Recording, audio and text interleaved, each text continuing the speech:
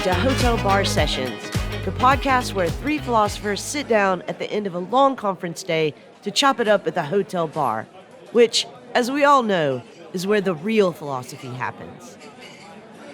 Welcome back to Hotel Bar Sessions, listeners. I am Lee Johnson, and I'm joined today by my two co-hosts, Rick Lee and Jason Reed. And today we're going to be talking about the Allegory of the Cave, a short, poetic investigation into the effects of learning on our nature, written by the president of Philosophers Against Poets himself, better known by his pen name, Plato. But before we do that, let's get everybody's drink orders and rants or raves.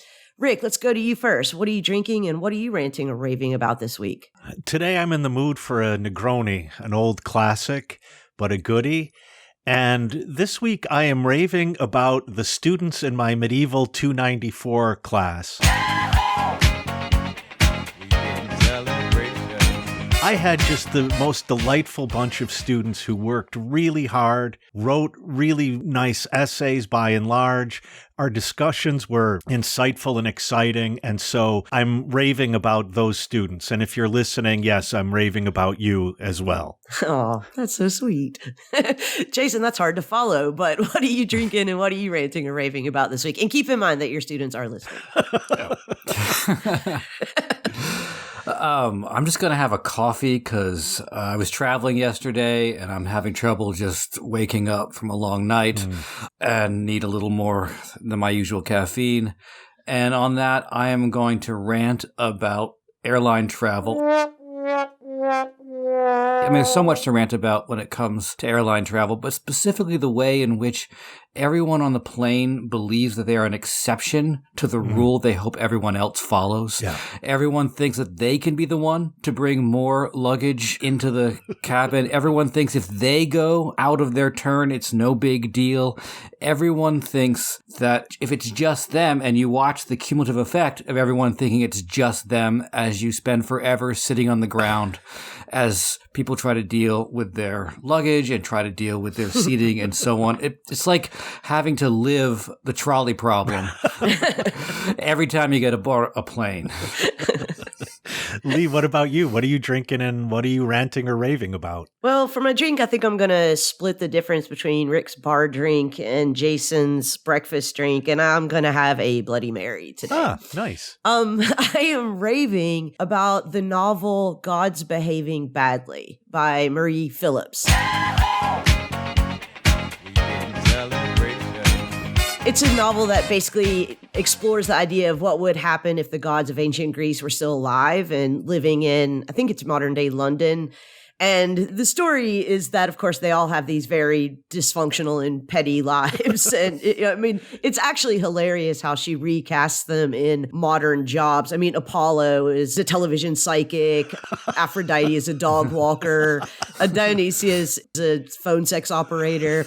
But it's just a great novel. And, I actually read this several years ago, weirdly, in an airport. I had picked it up just to have something to read on the plane and had finished it before I even got to my destination. But as happens sometimes, I was cleaning up my living room and one of my cats had knocked it off the shelf and I was like, oh, and I picked it up again and just blew right through it again. So I highly recommend this. It's called Gods Behaving Badly by Marie Phillips.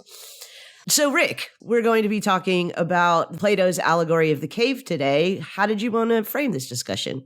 So we've decided after our episode on the section from Nietzsche's Genealogy of Morals that it's kind of fun for us to take a small piece of text, an important one in the history of philosophy, and go through it. So this week we're going to take a relatively famous story that Plato talks about in the Republic. Now, that book as a whole is about what justice is for the soul. Socrates initially makes an argument that we can figure out what justice is for the soul and what a just soul is if we could look at a larger image of it. And so he proposes we look at the just city. I think it's Plato's longest text by far, and the bulk of the text concerns itself with the construction of this just city. And then along the way, Socrates argues that in a just city, there would have to be a just division of labor, and that would include a category of people who are fit to rule the city. And quelle surprise, these rulers turn out to be philosophers. As it should be.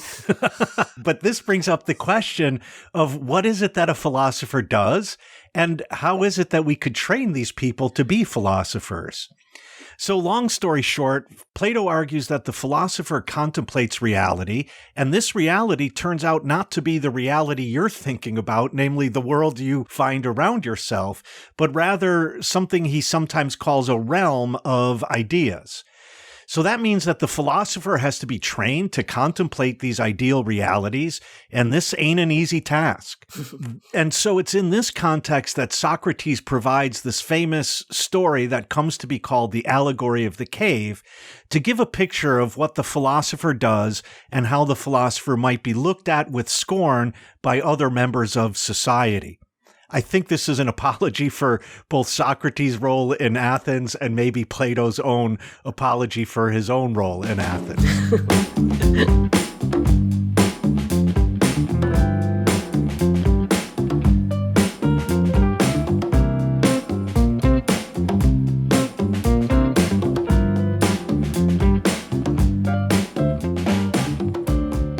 So right here at the beginning, I think that we have to assume that maybe not everyone, even if they've heard of it, is really familiar with the details of the Allegory of the Cave. So Rick, I want to ask you to summarize the Allegory of the Cave for us, but also a point that might be confusing to some of our listeners is in your introduction, you said Plato's Allegory of the Cave, and then you said Socrates' Allegory of the Cave, and that might not be clear to everyone. Whose allegory is this? So if you could just explain those two things, and then we can jump right in. So for Dave and those like Dave out there, Plato wrote most of his texts in the form of plays. We normally call them dialogues, and there are characters who were real people who lived in Athens or visited Athens. And one of the recurring characters in these plays is Socrates. And Socrates usually, I can think of one exception, but Socrates is usually the main character and talks the most and is the one leading the discussion, asking questions and providing arguments and so on. And so in the play, this story is put in the mouth of Socrates, but the play itself is written by Plato. And scholars debate about how close Plato's Socrates is to the real Socrates and so on, and we don't need to get in the weeds of that discussion. So in brief, the allegory goes like this. Imagine that there are people deep in a cave, and they are sitting down and they are chained so that they cannot look around and they cannot move. And behind them, there is a pathway where people can walk back and forth, and they're hidden by a screen. And behind them is a fire. The people chained can only look at the wall in front of them, and so what do? They see the shadows cast by the images that people are carrying behind them going back and forth. Plato likens them to puppeteers. Sometimes they make noises, and sometimes they don't. So they're walking back and forth, and all the prisoners can see are the shadows on the wall. And then he pauses and he asks the people he's talking with, don't you think they would take that as reality? And everyone says, yes, they would definitely take that as reality. But of course, Socrates. It must be so. By the dog, Socrates. And then Socrates says, okay, now imagine if we unchained one of the people, forced them to turn around. Then they would see the fire. Well, first of all, he says their eyes would have to adjust. They would see the fire. They would see that there were people carrying these things back and forth. And now they would at first be a little bit confused, but they would come to now see that as the reality. And then further imagine that this person is dragged out of the cave, kicking and screaming, into the bright light of the sun. And then that person, after, again, their eyes would hurt because of the bright light of the sun, which they've never experienced. Once their eyes adjusted, they would now come to think that that was the reality, particularly the sun, is the true reality, and everything they have been seeing, therefore, is something like the shadows are images of images of the real reality. Then, toward the end of the story, Socrates says, well, okay, now what if we brought that prisoner back down into the cave And he starts telling the other prisoners, hey, guess what? This isn't reality. These are just shadows. And there are people behind you and they're carrying things back and forth. And by the way, there's a whole world up there that actually is the real world. Socrates says, wouldn't these other people get angry and think that this person was crazy talking about this real world outside of the realm of shadows? And that's pretty much where the story ends. And then Socrates and his partners in this conversation go on to tease out various consequences and details of the story and what that means about philosophy and society and so on. Do I get the picture pretty well? That's exactly it. Couldn't agree with you more, Rick. It must be so, Rick. Well, if you're putting me in the category of Socrates, then I should say, Lee, what do you think the allegory of the cave is? Dummy. Well, first, let me start off by asking, in your classes, do you talk a lot about the allegory of the cave? Do you read it with your students at all? Does it function for you as an educational tool? I had not taught it for a while, hadn't taught the Republic at all for a while. And last semester, I taught philosophy of literature. So we began with the Republic and began with, as Lee kind of referenced earlier, the kind of quarrel between poets and philosophers. And, one of the things I said to my students in that class is I said, here's the paradox I want you to think about is that I guarantee you when years pass, after you've forgotten a lot about this class, if someone says to you, Plato's Republic, the first thing you're going to think of is the allegory of the cave, right? It's the thing you remember when you've forgotten everything else about the guardians and the soul and whatever else.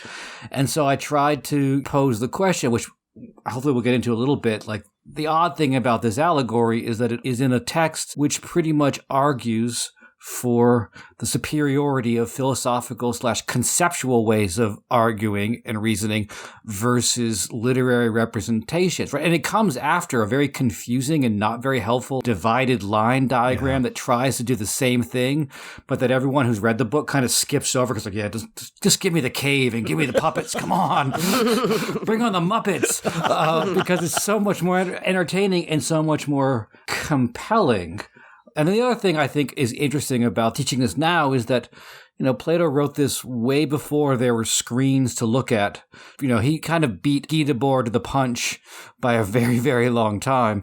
I don't like to play the whole, everything's a footnote to Plato, but on that point, he seemed to have gotten the visual screen versus reality kind of distinction before people even knew what that was.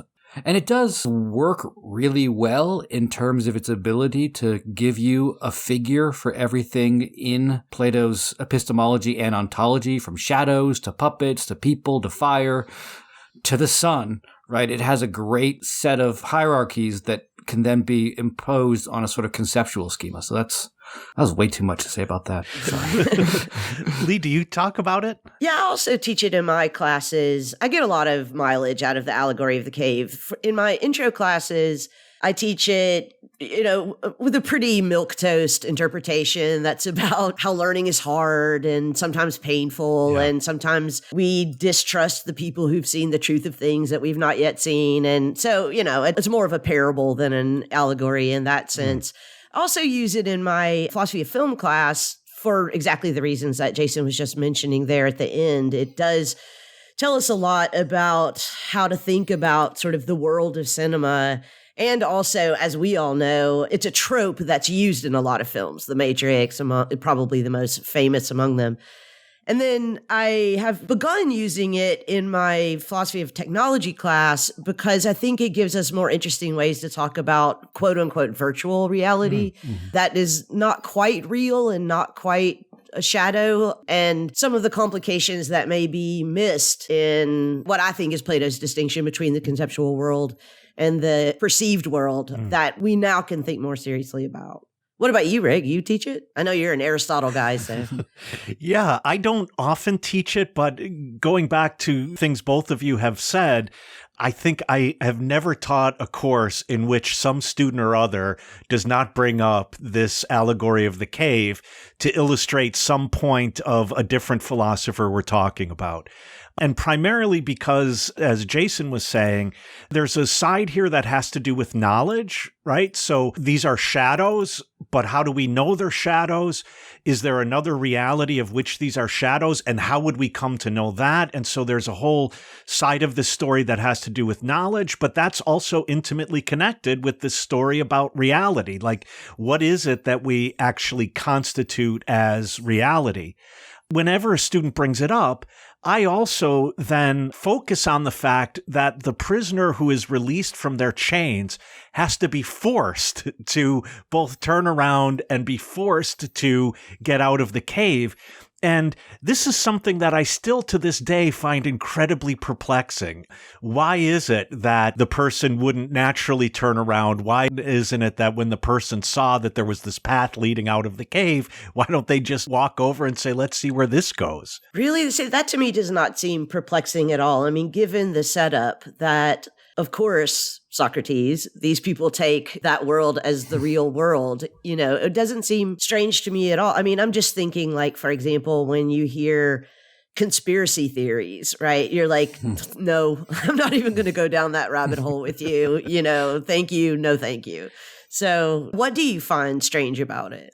Well, on the one hand, following just what you said, I think there's an interesting point here about how married we are to natural assumptions we have about what knowledge is and what reality is.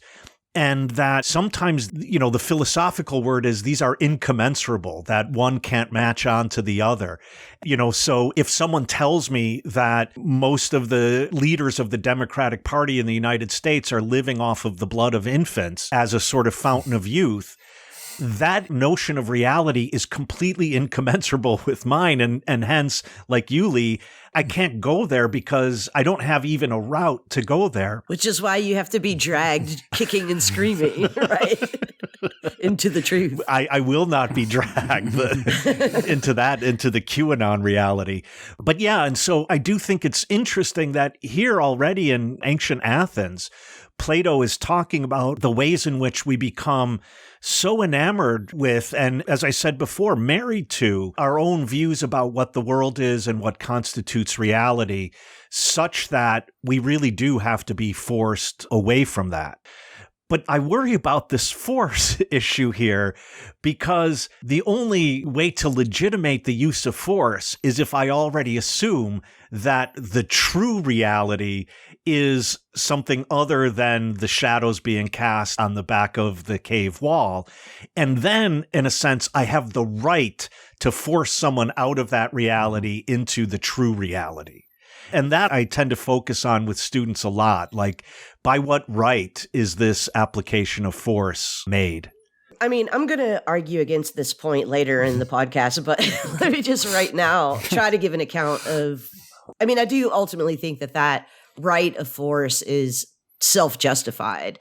I don't think that there's some kind of transcendental justification of it. But as an example, I think that, we now know that the more personal interaction we have with people who are different than us, different races, different sexualities, different genders, etc., the more accepting and tolerant and cooperative we tend to be with those people. And so when you think about something like, for example, the desegregation movement, I mean, people were literally forced, kicking and screaming, to sit in classrooms and ride buses and sit at lunch counters with people who were different from them. And the right of force there was justified on the basis of something that hopefully most of us now realize was in fact true. Right. But, many people couldn't see as true at the time.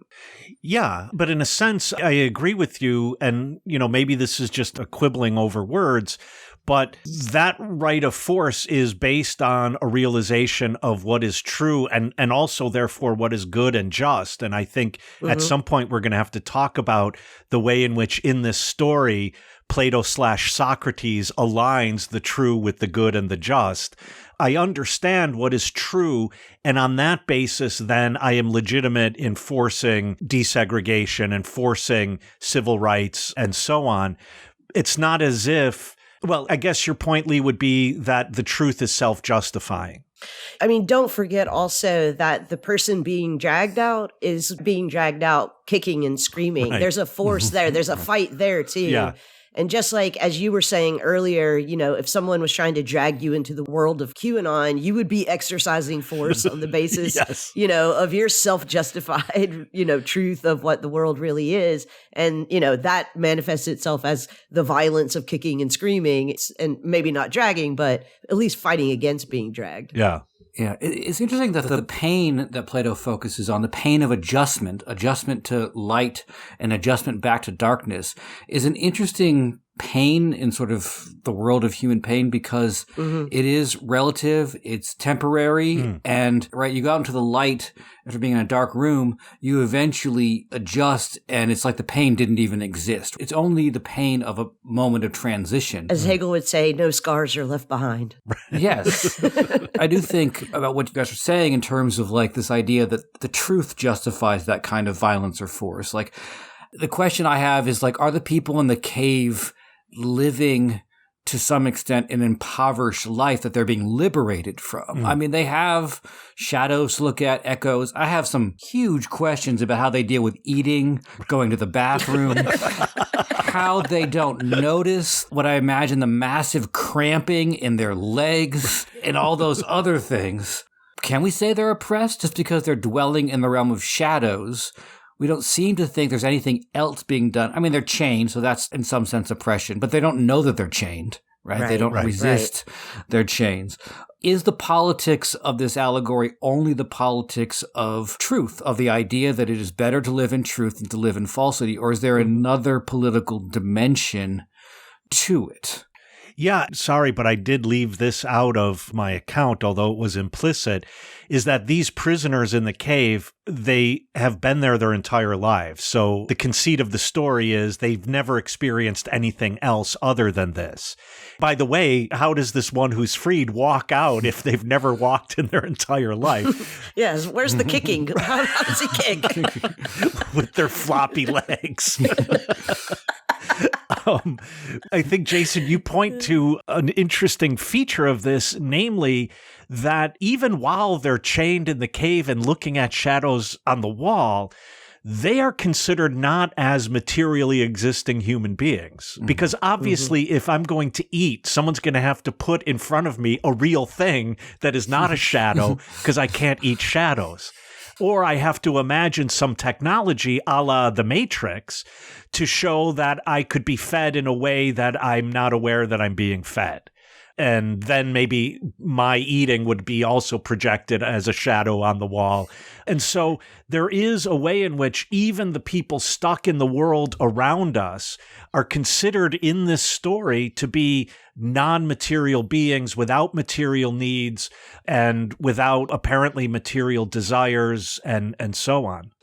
I mean, this may just be a literary point, but don't you think, in part, the reason that Plato and Socrates are not bothered by giving all these details, what about the food? What about going to the bathroom? What about the atrophied muscles, etc., is because it's not really the point, right? I mean, the whole point is that this is not a real world. This world is not important in a way. And we just need to the only important point is getting out of it. Right. Yes, but it does say something about the way that philosophy thinks about the truth, right? And the way in which vision sort of stands in for knowledge in general in this, and the way in which other senses and the body's existence can be sort of written off as not really having anything to do with this narrative of truth and religion. It's all about shadows and light. It's all about seeing. I mean, there's a thing about echoes too, right? But that's kind of minor. And so it goes sight, hearing, and then forget about everything else, the senses in terms of their relationship to truth. And I was just going to also add, for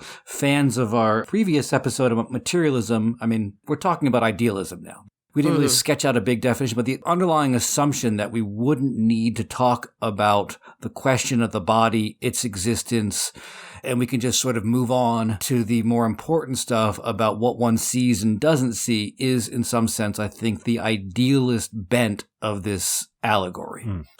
Yeah, and of course, there's a whole body of scholarly literature out there that has tried to debunk the idea that Plato has a robust theory of the forms Right. and diminishes the importance of the material world or the apparent world in comparison to the realm of ideas or the ideal world. And I just want to say, for the record, that I am here to debunk that, at least because, I mean, in this text, it might be the case that there are other places in Plato where arguments could be made that is not as strongly articulated. But in this text, it seems 100% clear to me that is a appropriate reading of this text. Yeah. And largely because of this allegory. Yeah, I agree.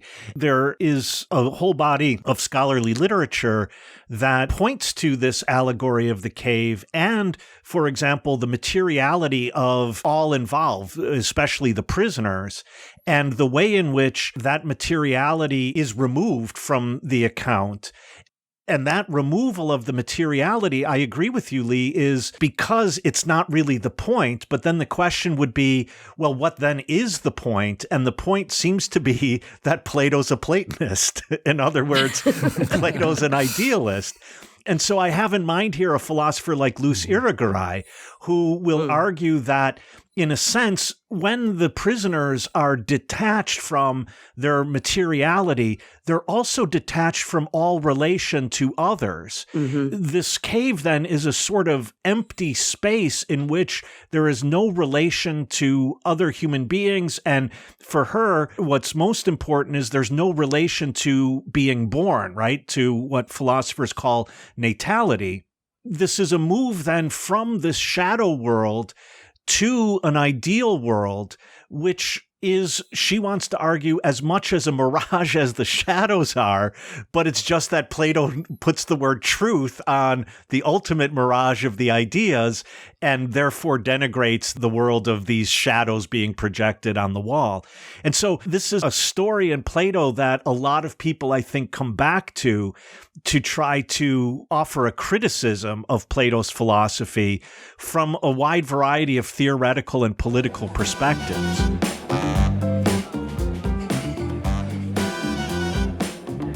Hey listeners, we've got 3 quick asks from your hosts here at Hotel Bar Sessions.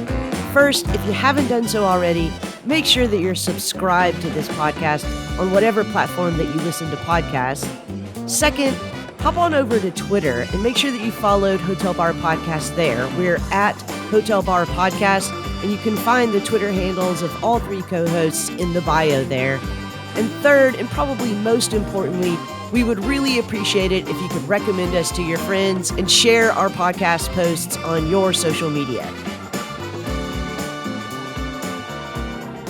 So we've talked about this allegory in terms of how it functions in Plato's text and Plato's way of understanding the world, but I think part of its long afterlife is the way in which it's kind of been adapted, rebooted, remade in popular culture. We've already kind of mentioned The Matrix.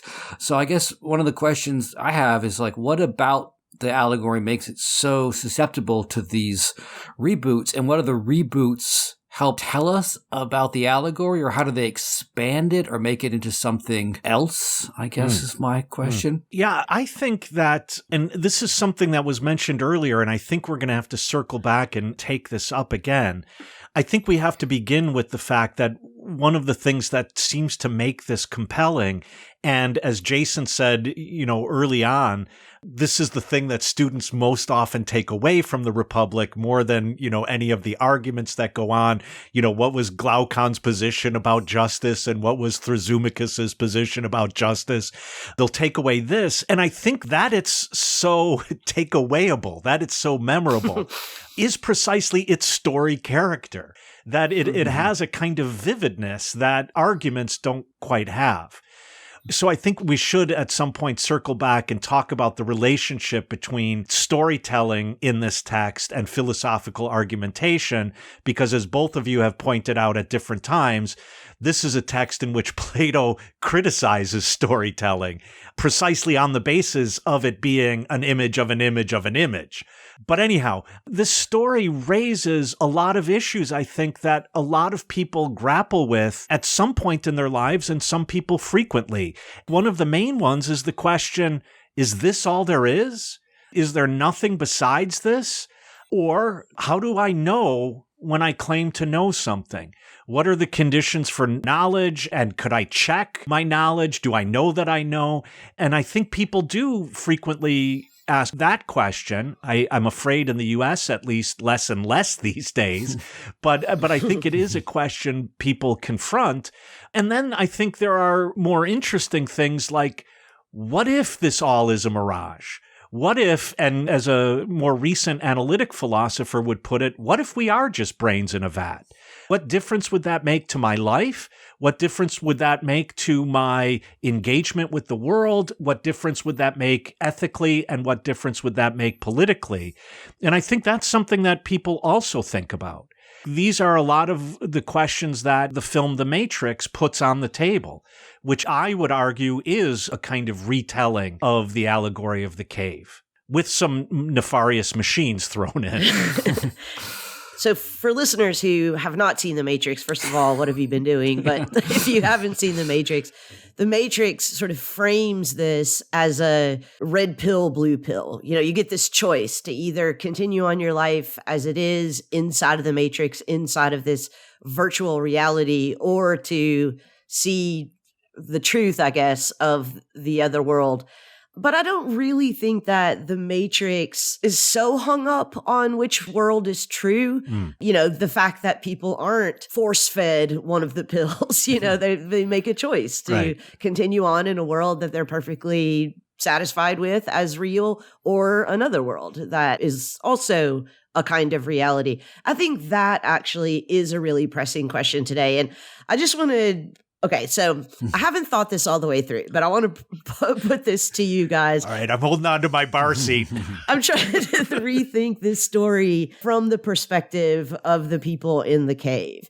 And it reminds me a lot of, you see these videos on TikTok and Twitter all the time of parents who have these kids who are like playing Fortnite 24 hours a day or whatever, you know, and, you know, the parents come in and shut the television off or take the controller away from them, and the kids just lose it. Right. And you hear the parents say, it's not even the real world. Go outside. You're just sitting in front of a television, et cetera, et cetera. I mean, basically they're making Plato's argument. Right. Right. And, you know, I think that there's good reason to empathize a bit with the kids in this. I mean, their kids claim that it's not an unreal world. Right. My friends are here. Yeah. This is meaningful to me. You know, I'm doing something. Whereas if I go outside, none of my friends are going to be out there, you know, because they're all here. And, you know, I don't know how to just go do things in your world, your real world. Right. I know how to do things in this world. And so they're going to be kicking and screaming when you just shut off the fire and say, go outside. And oh, by the way, it hurts, but yeah, just go anyway. Right. You know, and, you know, like probably the kids do have atrophied, you know, leg muscles. I don't know, but you know what I'm saying? I do think that this, again, comes down to Plato's paranoia about poetry. And I mean poetry generally. So today that would be film, novels, video games, virtual reality and all of its iterations, including social media, that, you know, he just thinks none of this is real. Right. And so like that, we just have to drag you kicking and screaming away from it and not even stop for a second and have a conversation about what is valuable about it. Right. I mean, Lee, since you brought up Fortnite, it reminded me that one thing in the allegory that we didn't talk about is that the people in the cave, Plato says, have contests where they identify different shadows and sounds, and they reward the people who can perceive the best. So there is a sociality within the cave. They have these shadow sound games, right? And that plays a role in Plato's story, because once the person is dragged into the light, they come down. They can't play the shadow game at all anymore. It all just looks like pointless, and it all just looks like shadow. Right. So there is a sort of like perspective. I mean, first of all, there's a sociality there, but there's also the sense that like once you leave the cave looks fake to you. It looks like meaningless and pointless. Right. But I guess the other thing in terms of thinking about the Matrix is the one thing that Plato's version is sorely lacking in is a reason for why all this is happening in the first place. It's just kind of a once upon a time, there was this cave, right? And the various attempts to sort of update and reboot the story, the Matrix they live. Always add a sort of socio or economic reason for it, that there's something that the people in the cave don't want you to see, right? What they don't want you to see, the machines that are living off us, the aliens that are exploiting us, right, etc. And I think that dimension, it changes a lot because, as we were talking about earlier, is living a fake life necessarily bad? But here we're not talking about just fake life anymore. We're talking a life in which you are being used to power some machine, or your energy is being used, or your work is being used to make the aliens rich in the They Live version. And by the way, They Lived is the best version of the kicking and screaming. The fight scene between Roddy Piper and Keith David is, I think, the best version of how you have to be dragged kicking and screaming into the light if you haven't seen it. Yeah, that also reminds me of one question that I've always had since I very first read The Allegory of the Cave as an undergraduate, which is, why does the guy who goes back into the cave, why does he go to the prisoners? Why doesn't he go to the puppet masters and be like, stop, what are you doing? And I do actually think that this is evidence of what is sometimes a kind of deficiency among idealists in thinking about political philosophy, is to think, oh, really what needs to happen is just everyone needs to be enlightened. Everyone needs to become philosophers, and not, we need to go down and try to figure out why this world is being constructed and to what ends and for what purposes, which the prisoners can't tell you, but somebody needs to go to the puppet master and be like, who's signing your paycheck, dude? Why are you here? Yeah. What is this job?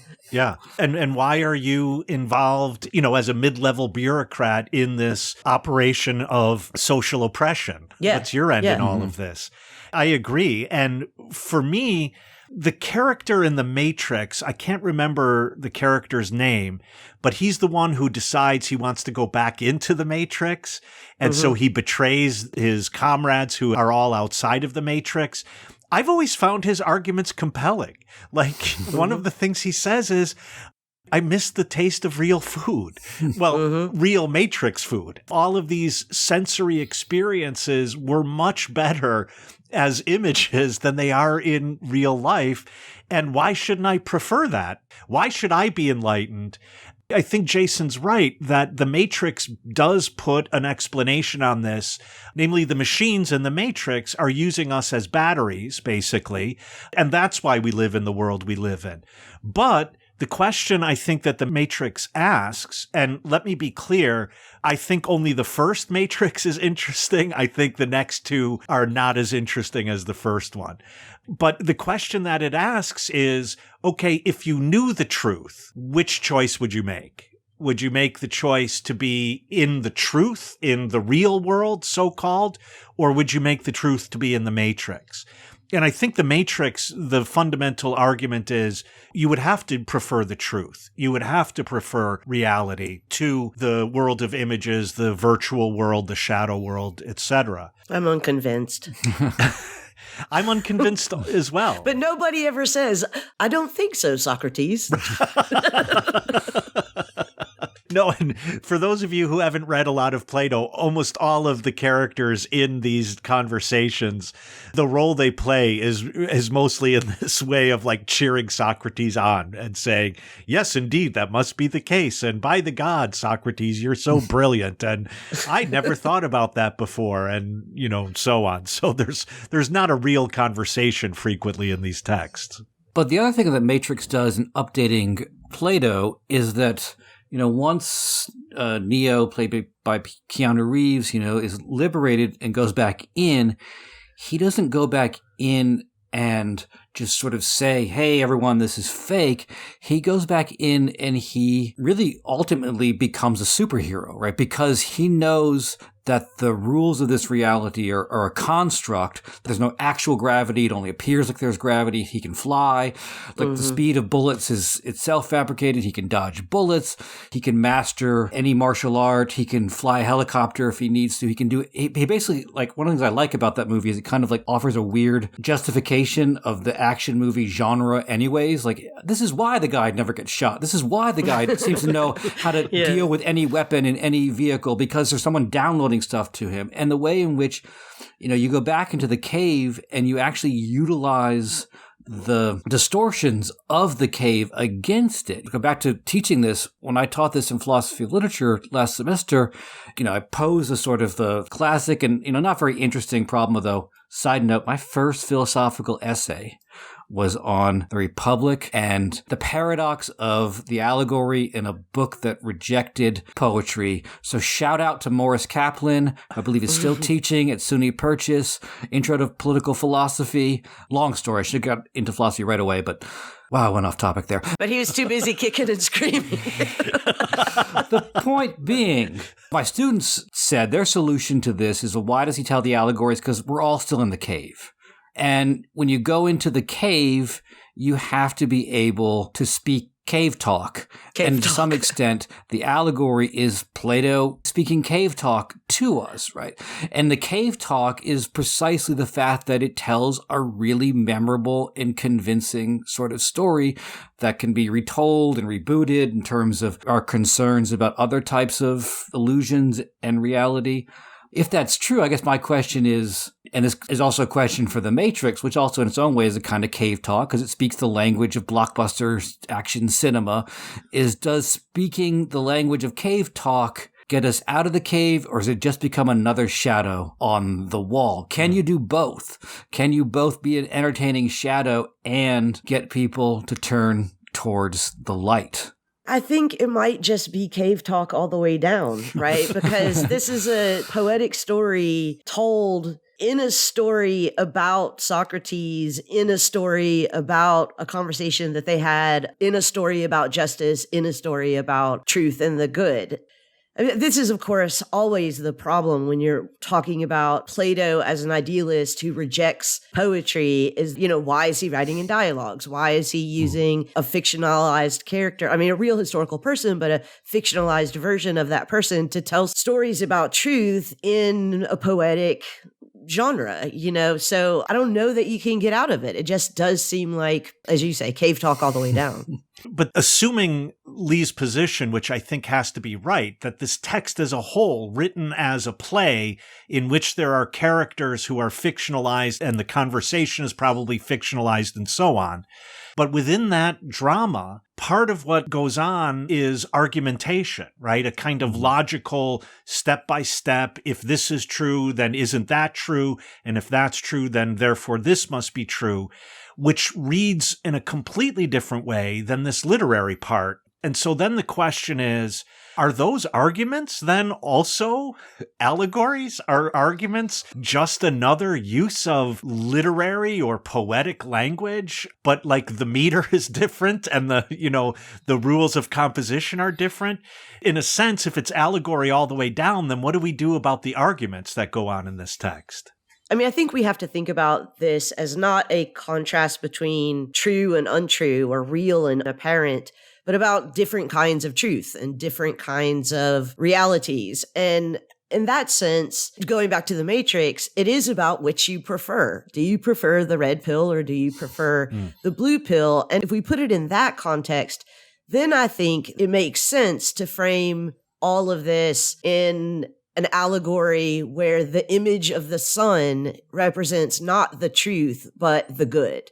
So I see philosophical truth as a better good than artistic truth, or I see a reality like that outside the cave as a better reality, a more good reality than that inside the cave. Now that I can swallow, although I still think Socrates is an asshole in getting that point across. Well, I think Socrates is always an asshole, but that's just me. And also Nietzsche, I think. What's interesting, Lee, that you point out, and I never thought about this before, in the relation between the allegory and the Matrix, is that this preference that I have to decide is actually in both of them, I have to decide without knowing one of the options, right? Mm-hmm. I only know the Matrix, and I have to choose whether I want to see what is real without knowing what I'm buying when I decide that. And so I'm making a decision, it seems, for the real itself or for the true itself without knowing what that world looks like at all. And similarly, in the allegory of the cave, the one that's brought, as we keep saying, screaming and kicking, they don't know what's out there. And so their movement out of the cave is a movement into a great unknown. Like, who knows what's out there? Maybe I'm going to be eaten by a hyena. Yeah, and I think because Socrates is only ever talking to patsies and not anybody that would, have a real conversation, that he doesn't follow that logic all the way through to see that this very allegory would justify many stories about what is real and what is true that are contrary to what he and, by extension, Plato think. So, think about how St. Paul writes in one of his epistles, now we see as if through a glass darkly, right? But then we will really see, now we only know shadows, then we will know the truth. Clearly as a way of justifying a reality and a truth that he believes is good, the good, that I'm positive Socrates would say is a story, is that St. Paul is still in the cave. Right. And I think it's interesting to think about, speaking about the Matrix and the afterlife of this kind of allegory, the way in which red pill has become the preferred term for the whole world of like men's rights activists and so on. It's become sort of instrumental to various types of conspiracy theories where the very notion of a shadow world and a true world which isn't apparent and which looks false and looks confused to those who are too accustomed to the shadows is an idea which, if it has a politics, it's adaptable to so many different versions, right? It doesn't really attach itself to any specific idea about what the content of that truth is and what the kind of world you're advocating for. You can make anything into your illusion. This is why, John Carpenter, director of They Live, has to keep explaining that no, he was not making an anti-Semitic argument in They Live. He says, I was talking about, yuppies in the Reagan Revolution, but apparently once you tell a story about there's this apparent world, people are too caught up in the shadows, there's truth that only I possess, the politics of that can be adapted to pretty much anything. Yeah, there's only one main structure in this, and that is that from the perspective of the decision about what reality is, everyone who does not accept the truth of that is then sheeple. Right. And so the world is set up that either you know the truth or you're sheeple, and it doesn't matter what that it's adaptable to whatever truth. Right. Although, there is in the Republic a kind of prequel to the Allegory of the Cave, and that is the story of the shipbuilder. And one of the things that's interesting about the shipbuilder story, which is, so this guy builds a ship, but he's not qualified to captain it. He's looking for a captain. And Plato says, well, there are these two different people. One is this person who can really talk up the shipbuilder, is a smooth talker. They make him the captain. But there's the other person who really understands navigation, but he or she is dismissed as a stargazer because they're always just looking up at the sky. And what does the sky have to do with the ship? They're totally disconnected. But one of the things that's in the prequel, it's not in the allegory, is that if you trust the smooth talker, sooner or later, your ship crashes or gets stuck in a storm or gets totally lost, right? There's the idea that the knowledge of the idealized world there, the world of stars, has some real bearing and effect on the world of fabrication, but to be able to see the true reality has an effect in the world of illusions, right? And I think that's an important point that gets kind of lost or gets kind of written out of the allegory. In the allegory, truth just seems pointless to those who are in the cave, right? You come down, you say, there's all this other stuff, and they say, we shouldn't trust you. You can't even identify shadows anymore. You're like, you're stumbling around in the dark. Why should we listen to you? But the shipbuilder story seems to suggest that knowledge about the actual reality should have an effect even in the cave, which I think the allegory doesn't really have a way to do that.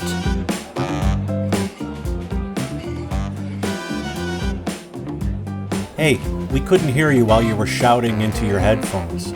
So if you have feedback or suggestions for future topics, or if you just want to pick a fight with one of our co-hosts, or in fact all of us, just visit us at www.hotelbarpodcast.com and click on the interactive page. If you want to belly up to the bar with us, at least virtually, you can always email an audio clip to hotelbarpodcast@gmail.com. If it's interesting, we're going to steal it from you. If it's not, we'll send you our Venmo handles and you can virtually buy us a drink. I think you all know that I'm on record as being a staunch materialist. Hi, Rick. I am not an Hegelian. I am not someone who is invested in any kind of idealism. But I'm wondering if there isn't one crucial point that we're not missing in Plato's presentation of a kind of idealist push in philosophy. And that is, when you look at the prisoners, either in their initial condition or in relation to the one who comes back and cannot even pick apart these images and say what they are, in both cases, what is accepted as reality and the way that things simply are, and they cannot be otherwise, and they have to be this way. And the only way, it seems to me, that I could engage in a sort of critical analysis, why do you say that this is true? Why do you say that this is good? The only way I can do that is with, I would say, just a little bit of an idealist push to my thinking. Namely to say, okay, what if we assume that there is something like goodness itself or the good itself? What if we assume that there's something like what's really true versus what merely appears to be true? Doesn't that allow us to take a critical stance toward the world in which we find ourselves? Don't we need, in other words, to borrow a little bit from outside the cave just so that we could say, wait a second, something's not right here? I agree with you, Rick. I also think one of the great virtues of Platonic idealism is that it encourages in us a desire to find what the good in itself is or the true in itself is.